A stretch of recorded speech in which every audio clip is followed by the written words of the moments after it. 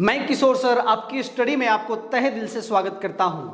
आज हम आपके बीएड एंट्रेंस एग्जाम्स की तैयारी को आगे बढ़ाते हुए आज आपका बीएड एंट्रेंस एग्जाम्स में जो टीचिंग एप्टीट्यूड है उस टीचिंग एप्टीट्यूड का जो 40 क्वेश्चन है उस 40 क्वेश्चन को हम लोग कैसे तैयारी करेंगे उसका एमसीक्यू लेकर के चल रहे हैं। इससे पहले मैं आपको बता देना चाहता हूं कि ध्यान से समझिए। मैं आपको बता रहा हूं कि बीएड एंट्रेंस एग्जाम्स की तैयारी पूर्ण रूप से शुरू हो चुकी है। तो जो भी 2025 में बीएड एंट्रेंस एग्जाम्स की फॉर्म फिलअप कर चुके हैं या कर रहे हैं, इसकी लास्ट डेट 15 मार्च 2025 तक है। तो सभी लोग सबसे पहले जो ग्रेजुएशन कर चुके हैं फॉर्म को फिलअप करेंगे। मैं बता देना चाहता हूं कि अगर यदि आपको 2.5 लाख बचाना है, तो आपको 149 रुपया लगाना पड़ेगा। अर्थात आप एकदम सही जगह पर आए हैं। आपको हम कंप्लीट सिलेबस के अकॉर्डिंग कंप्लीट क्वेश्चन करवाऊंगा, कंप्लीट कोर्स कंप्लीट होगा।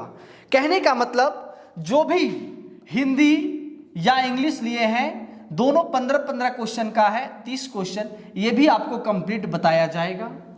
उसके बाद टीचिंग एप्टीट्यूड जो है ये 40 क्वेश्चन का, ये भी आपको बताया जाएगा। प्लस में रीजनिंग की जो है 30 क्वेश्चंस वो भी आपको बताया जाएगा। फिर हम बता रहे हैं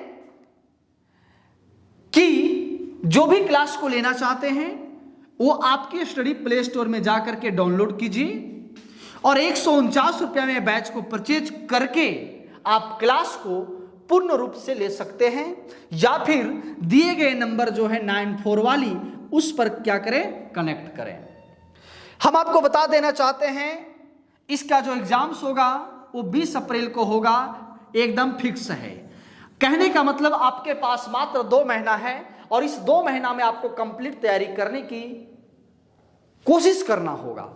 इसके लिए आपकी स्टडी कंप्लीट टीम जो है आपके एग्जाम्स को मद्देनजर रखते हुए बैच अनाउंस कर चुकी है।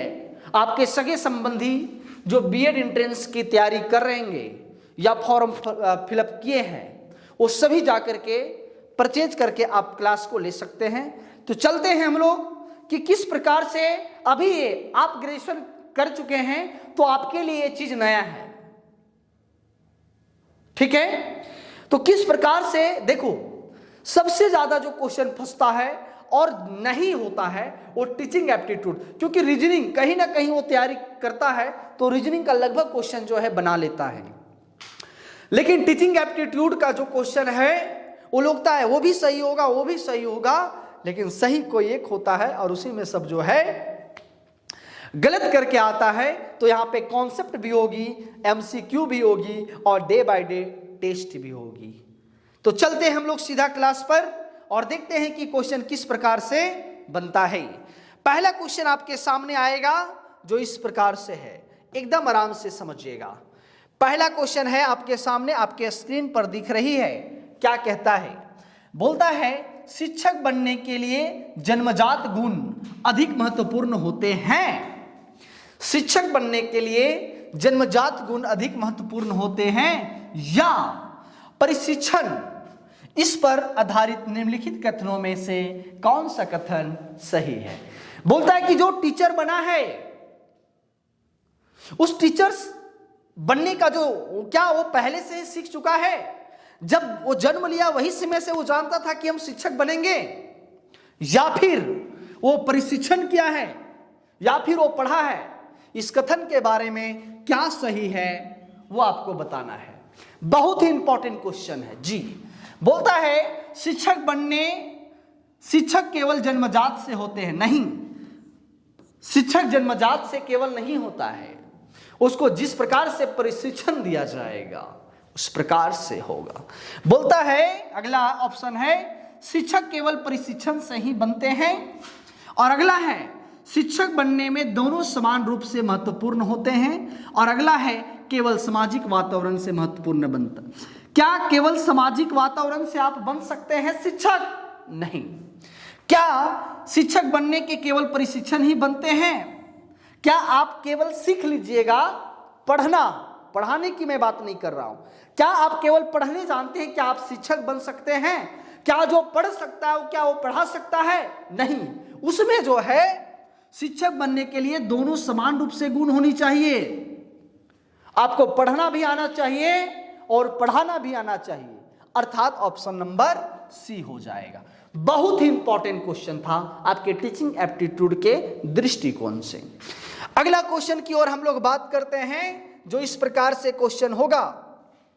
साथियों, मैं आपको बता देना चाहता हूं, मैं पूरे झारखंड में इससे बेहतर कंटेंट कोई नहीं देगा और इतना सस्ता में। जी, क्वेश्चन नंबर 2 क्या बोला है सुनिएगा।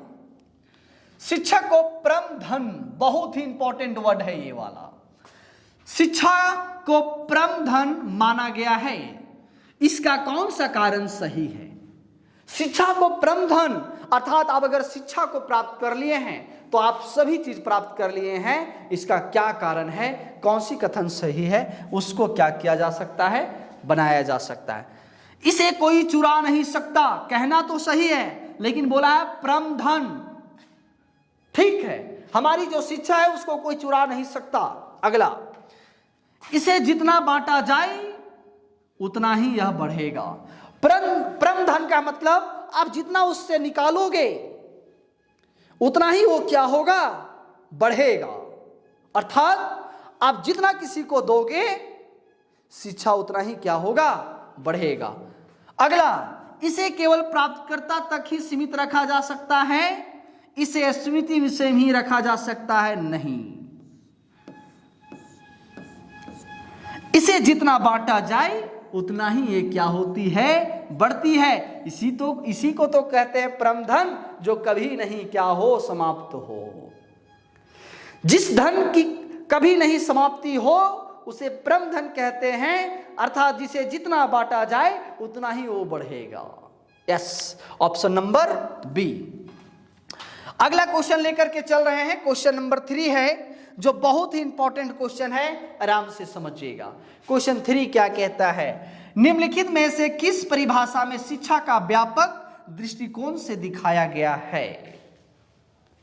बहुत इंपॉर्टेंट है, निम्नलिखित में से किस परिभाषा में, कौन सी परिभाषा में शिक्षा का व्यापक दृष्टिकोण दिखाया गया है, दिया गया है। ठीक है, तो शिक्षा जीवन की तैयारी है, शिक्षा विद्यालय पाठ्यक्रम का अध्ययन है, शिक्षा अनुभवों से होने वाला सीखना है, शिक्षा केवल साक्षरता से अर्जित करता है। जी, क्या शिक्षा जीवन की तैयारी है? नहीं।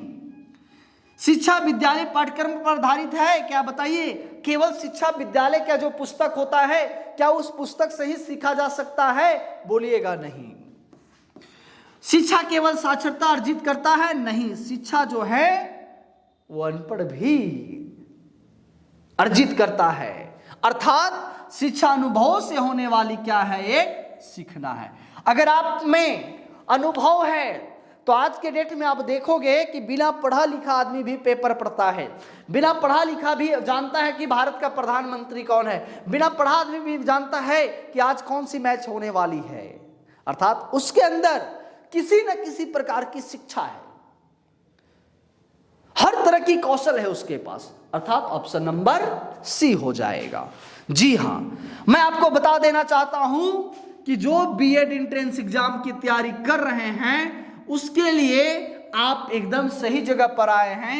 मात्र 149 रुपया लगाइएगा तो आपका 2.5 लाख बचेगा, लेकिन हमारे साथ आपको कदम से कदम मिला करके चलना पड़ेगा। अगला क्वेश्चन जो है इस प्रकार से है, जो समझिएगा। क्वेश्चन 4 नंबर है, बहुत ही इंपॉर्टेंट है, क्या बोलता है समझिएगा। शिक्षण की कुशलता के लिए केवल ज्ञान और प्रशिक्षण पर्याप्त नहीं है, बल्कि किस तत्व की आवश्यकता होती है। मतलब बोलता है कि अगर आपको शिक्षण की कुशलता चाहिए, कि अगर आप शिक्षण में परिपूर्ण हो तो आपको केवल ज्ञान या केवल प्रशिक्षण प्राप्त नहीं, केवल आप ज्ञान अर्जित करो और पढ़ा ही सकते नहीं, इसके अलावा क्या जरूरी है। अगर आप एक टीचर बनते हैं तो आपके अंदर ज्ञान है, मुझे है पता, आपके अंदर प्रशिक्षण मतलब आपको पढ़ाने का भी तरीका है, ये भी पता है, लेकिन आपको और क्या जरूरी है? संवेदनशीलता और सकारात्मक सोच। अगला, विद्यार्थियों को नियंत्रित करने की क्षमता। अगला, शिक्षण की कला में पारंगता और विश्लेषणात्मक सोच। अगर आप एक शिक्षक हैं तो आपको तो ज्ञान होनी चाहिए, प्लस में आपको पढ़ाने का ही तरीका होना चाहिए। इसके अलावा आपको संवेदनशील होना जरूरी है और आपका जो सोच है वो सकारात्मक होना बहुत जरूरी है। अगर ये चार चीज आप में नहीं है तो आप किसी प्रकार का टीचर कहलाने लायक नहीं है। आप में संवेदनशीलता होनी चाहिए और आप में क्या होनी चाहिए? सकारात्मक सोच होना चाहिए। अगर आपके दिमाग में नेगेटिव आ गया तो आप किसी प्रकार का टीचर नहीं है। समझ गए? अर्थात ऑप्शन नंबर ये बहुत इंपॉर्टेंट है। इस क्वेश्चन को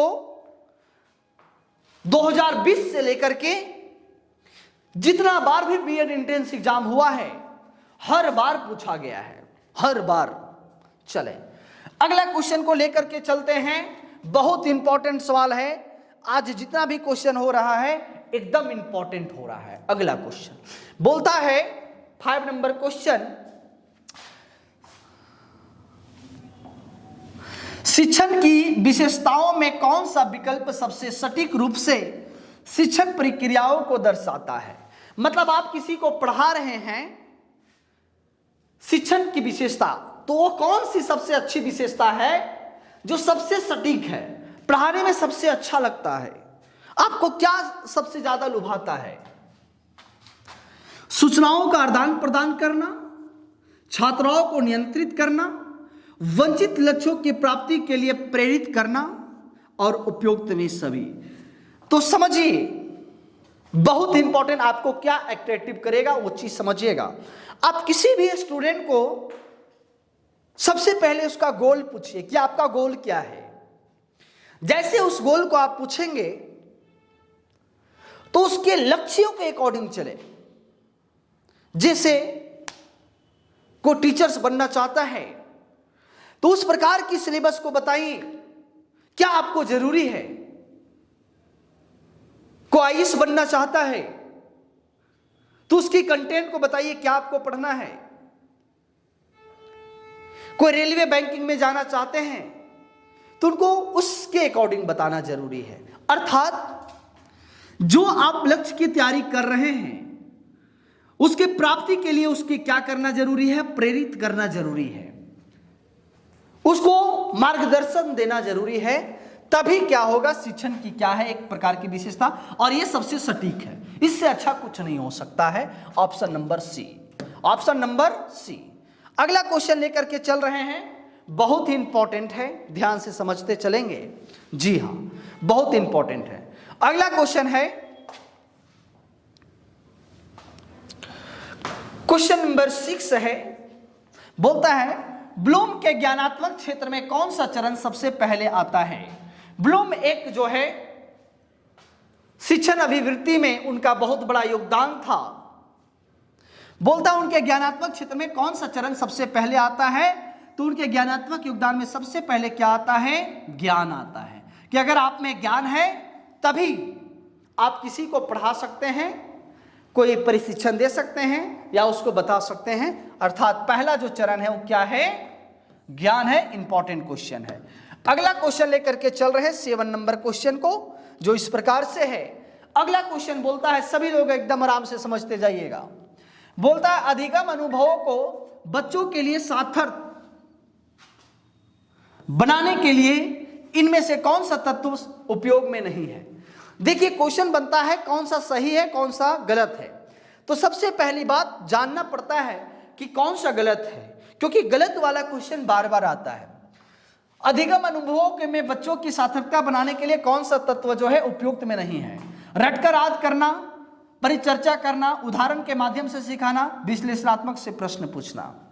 आप जब बच्चों को पढ़ाते हैं तो क्या ये पढ़ाते हैं कि तुम लोग रट लो? नहीं, बच्चों को जब भी पढ़ाना चाहिए तो परिचर्चा करके पढ़ाना चाहिए। परिचर्चा करने का मतलब उदाहरण देकर के पढ़ाना चाहिए कि कि आज इस प्रकार से हमारे समाज में घट रहा है कि आज जो है एक शिक्षक जो है वो अपने बच्चों के पास इस प्रकार से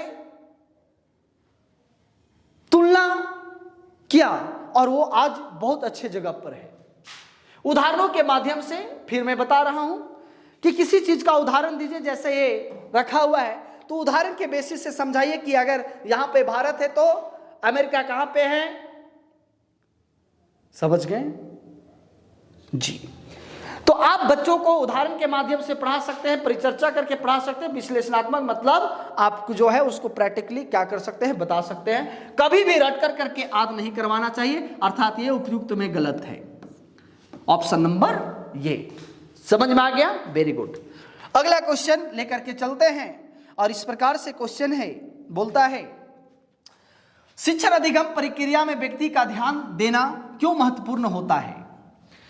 कि जब आप किसी को पढ़ा रहे हैं तो उसमें अधिगम मतलब सीखना, अधिगम का मतलब क्या होता है, सीखना। सीखने की जो प्रक्रिया उसमें व्यक्तिगत ध्यान क्यों देना पड़ता है, मतलब पर्सनल स्टूडेंट को आप किस प्रकार से बात कर रहे हैं, पर्सनल स्टूडेंट को आप कैसे आकर्षित कर रहे हैं, वो कैसे आपकी बातों को पहचान रहा है, जान रहा है। तो समझिए, क्योंकि सभी बच्चे समान दर से सीखते हैं, गलत बात है।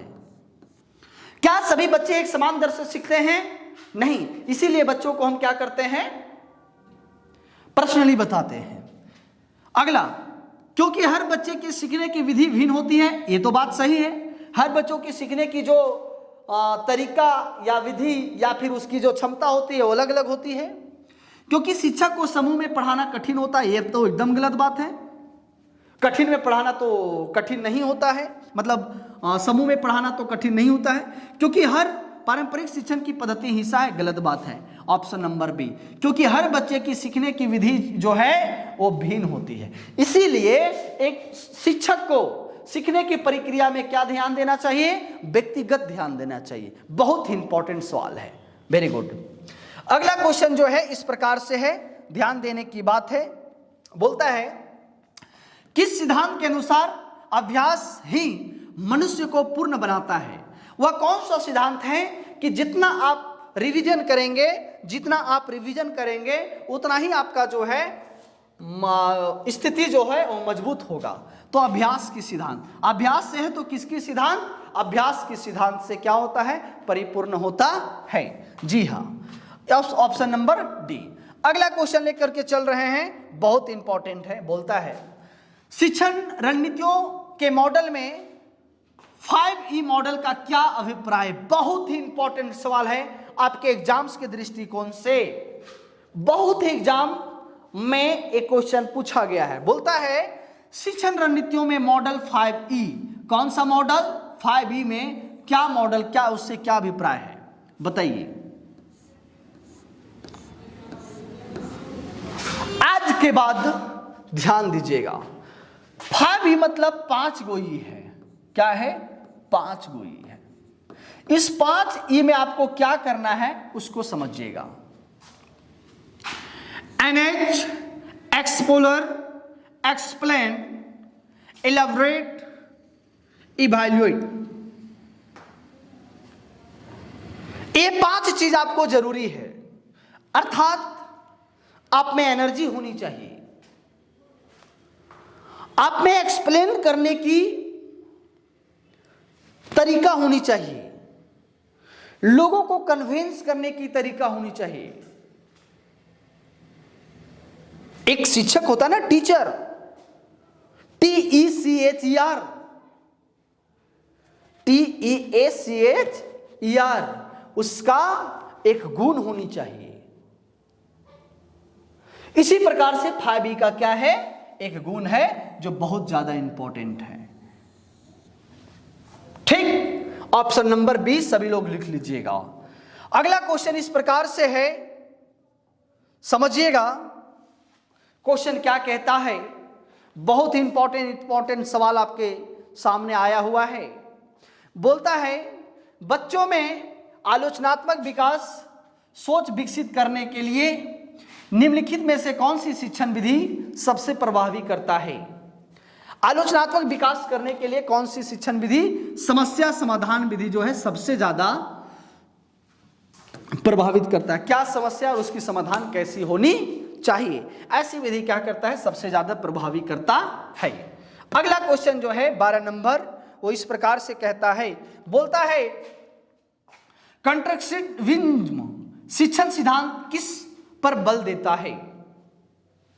कंस्ट्रक्टिविज्म शिक्षण सिद्धांत किस पर बल देता है? किस पर बल देता है?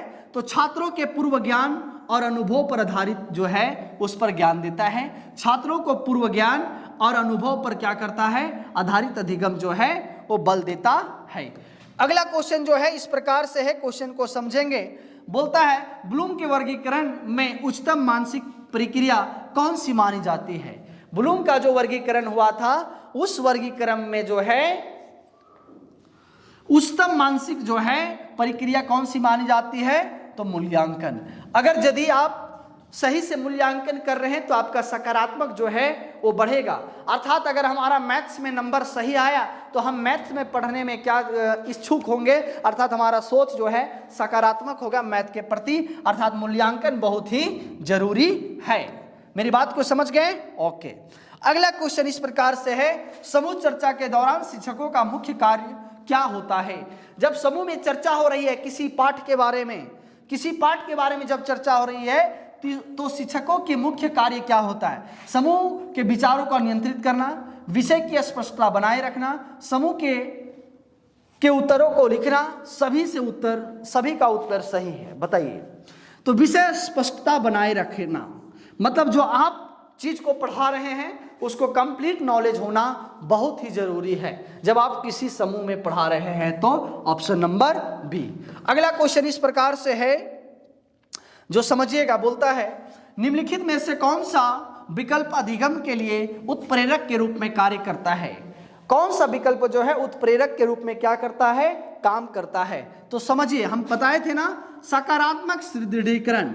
अगर आपके अंदर सकारात्मक सोच है, पॉजिटिव थॉट है, तो आप जो है क्या बोल सकते हैं कि अधिगम मतलब सीखने, अधिगम मतलब सीखने में क्या कर सकते हैं, उत्प्रेरक कर सकते हैं, मतलब लोगों को जागरूक कर सकते हैं। क्या? जब आप में क्या सोच हो, पॉजिटिव सोच हो। कौन सा सोच हो? पॉजिटिव सोच है। समझ में आ गया है जी। अगला क्वेश्चन लेकर के चल रहे हैं जी, क्वेश्चन नंबर 16 नंबर। जी हाँ, क्वेश्चन क्या बोलता है, क्वेश्चन क्या बोलता है उसको समझिएगा। वह शिक्षण तकनीक कौन सी है जो बच्चों को स्वतंत्र रूप से खोज करने और सीखने की अनुमति देती है? वह शिक्षण तरीका क्या है जो बच्चों को मुख्य रूप से एकदम स्वतंत्र रूप से क्या करती है, सीखने में क्या करती है, अनुमति देती है? खोज आधारित अधिगम। जिसको आप खोजेंगे, जिसको आप रिसर्च करने की कोशिश करेंगे, वैसे वैसे जो है चीज जो है बच्चों जो है क्या करता है, सीखने में ये करता है कि जैसे हम लोग जब बच्चे थे तो सीखते थे ये कैसे घूमता है, पृथ्वी गोल कैसी है, तो हम लोग देखने का कोशिश करते थे, खोजबीन करते थे। जी हाँ, तो कैसा? खोज के आधारित। कैसा आधारित? खोज के आधारित। अगला क्वेश्चन इस प्रकार से है, देखिएगा। यदि कोई छात्र लगातार गलत उत्तर देता है तो शिक्षक की सबसे बड़ी उचित प्रक्रिया क्या होती है? कहने का मतलब जब कोई बच्चा जो है एकदम हर बार गलत उत्तर देता है तो शिक्षक का कौन सी कदम उठाना चाहिए, शिक्षक को कौन सी कदम उठाना चाहिए, वो चीज आपको बताना है। तो गलतियों का विश्लेषण कर सही पथ पर दिखाना कि बच्चा गलती क्या कर रहा है उसको बताना और उसको सही दिशा में बताना कि इसका सही चीज क्या हो सकता है। सबसे पहले उसको गलत चीज को बताना कि कहां आप गलत किए हो, उसके बाद सही चीज की इसका आगे सही क्या होगा, ऑप्शन नंबर सी। जी हाँ। अगला क्वेश्चन इस प्रकार से है और क्वेश्चन बोलता है शिक्षा मनोविज्ञान के अनुसार मूल्यांकन का मुख्य उद्देश्य क्या होता है? शिक्षा मनोविज्ञान के अनुसार मूल्यांकन कि आप जो मूल्यांकन जो आपका रिजल्ट आता है उसका मुख्य उद्देश्य क्या होता है? अधिगम के स्तर का पता लगाना और सुधार करना।